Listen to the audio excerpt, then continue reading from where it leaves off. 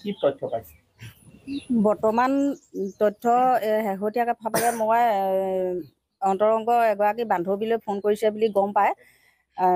তেওঁৰ লগত মই সিদিনা লগ কৰিলোঁ আৰু তাইৰ মুখে মই বান্ধৱীয়েকৰ মুখে মই গম পালোঁ মোৰ ছোৱালীজনীয়ে তাইলৈ 10:56 ফোন কৰিছে, প্ৰায় 11টা বজাৰ ওচৰা-ওচৰি। তাই তেতিয়া কৈছে যে ই মোক বহুত মাৰিলে, এনেকৈ তাৰ সেই যিজনী ছোৱালীলৈ সি মেছেজ দি থাকে সেই মেছেজখিনি মই মানে ছোৱালীজনীলৈ পঠাই দিছিলোঁ। সেইকাৰণে কেলৈ পঠিয়াবি এনেকৈ বুলি সি মোক বহুত মাৰধৰ কৰিলে। মানে মই সহ্য কৰিব নোৱাৰিছোঁ, মই আৰু ইয়াৰ লগত নাথাকোঁ, ডিভোৰ্চ দিম মই ইয়াক, আৰু ডিভোৰ্চ দিবৰ কাৰণে মই গাঁৱৰ মাক দেউতাকক কওঁগৈ সেই বুলি ক'লে। তাৰপৰা কোৱাৰ পাছত সিহঁতি দুয়োটাই গাড়ী লৈ ওলাই গৈছিলে। কেলৈ কৈছোঁ গাঁও ঘৰলৈ বুলি, সি মানে সেইদিনা আৰক্ষী আগত কৈছে যে বৰহাটৰ পৰা ঘূৰি আহিলোঁ, সাপে খাটি লৈ গৈছিলোঁ। তেতিয়াহ'লে সি গাড়ীখনত সিহঁত দুটা ওলাই গৈছিলে। এই গাড়ীখন আজিলৈকে কিয় আৰক্ষীয়ে জব্দ কৰা নাই? আৰু মোবাইলটোতো সম্পূৰ্ণ তাৰ আমাৰ ছোৱালীজনীৰ মানুহটো মানে এইটো নামনো কি ক'ম আৰু এইটো হত্যাকাৰীটো বুলি কৈছোঁ।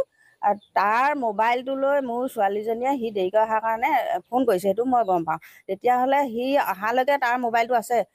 সি মোবাইলটো সেই ৰাতিও নাই পোৱা, এতিয়ালৈকে নাই পোৱা। এদিন তাত ৰুমত বিচাৰি গৈছিলে বুলি মই গম পাইছোঁ আৰক্ষীয়ে, কিন্তু সেইদিনে বিচাৰি গ'ল। কিন্তু কিয় নাপাব সি তাৰ মোবাইলটো নাই পোৱা, আজিলৈকে নাই পোৱা। আৰু সেই মোবাইলটো উদ্ধাৰ নহ'লে হয়তো বহুতো ৰহস্য লুকাই থাকিব। গতিকে অতি সোনকালে এই মোবাইলটো উদ্ধাৰ কৰিবৰ কাৰণে আৰক্ষীয়ে যাতে ব্যৱস্থা লয়। আৰু দ্বিতীয়তে গাড়ীখন লৈ যেতিয়া সিহঁতি ওলাই গৈছিলে সাপে খাটি লৈ বুলি সি কৈছে বৰহাটৰ পৰা ঘূৰি আহিলোঁ বুলি, মোৰ সন্দেহ যে সিহঁতি বাটৰ পৰা ঘূৰি অহা নাই, সিহঁতি সাপে খাটি লৈ গৈছে। গতিকে হয়তো সাপে খাটিত কাণ্ডটো কৰি এই নামৰূপৰ কোৱাৰ্টাৰত মাত্ৰ ৰূপটোহে দিছে, বা তাত আমি এনেকুৱা হৈছে বুলি তাইক উদ্ধাৰ কৰাহে হ'ল।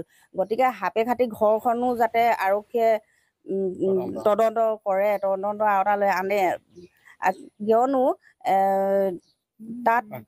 তাত এতিয়া গৈছে বুলি আমি মানে এতিয়া গম পাইছোঁ যেতিয়া, তাতো বহুখিনি ৰহস্য উদ্ধাৰ হ'ব।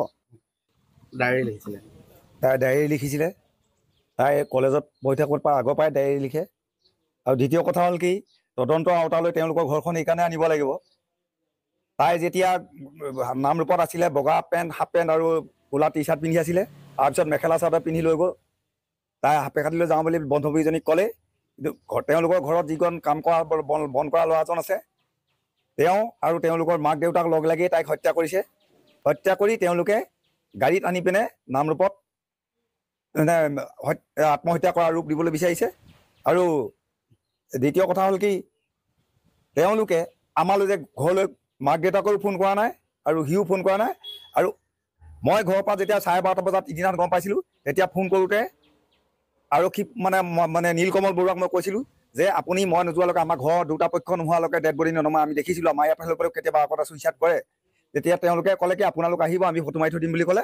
তাৰপিছত তেওঁলোকে গোটেইটো মানে নাটকীয় ভংগীমাৰে কৰি বাকী আগতে মোৰ সৰু ছোৱালীজনীক FIR লিখুৱাইছিলে তেওঁলোক মানে নীলকমল বৰুৱাই চুটলিপি দি, সেইটো কৈছিলোঁ আপোনালোকৰ আগত।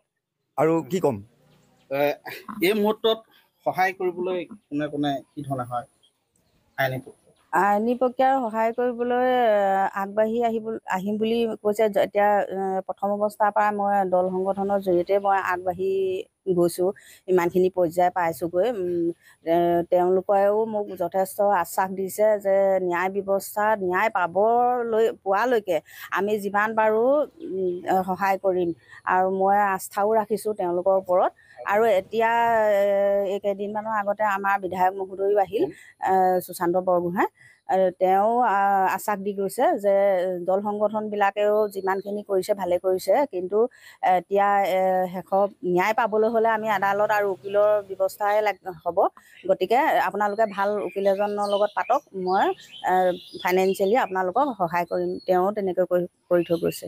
গোটেই ঘটনাটো আচলতে এটা পৰিকল্পিত হত্যাকাণ্ড, আৰু হত্যাকাণ্ডটো আত্মহত্যাৰ ৰূপ দিছে নামৰূপত। নামৰূপত। গতিকে তেওঁলোকৰ গোটেই পৰিয়ালটো গম পায়নে, আৰু তদন্ত আওতালৈ আহিব লাগিব আৰু তেওঁলোকক আটক কৰি শীঘ্ৰে জেৰা অব্যাহত ৰাখিব আৰক্ষীয়ে। সেইটো নকৰিলে কিন্তু এই গোটেই ঘটনাবিলাক এটা অন্ধকাৰৰ দিশবিলাক থাকি যাব, পোহৰলৈ নাহিব।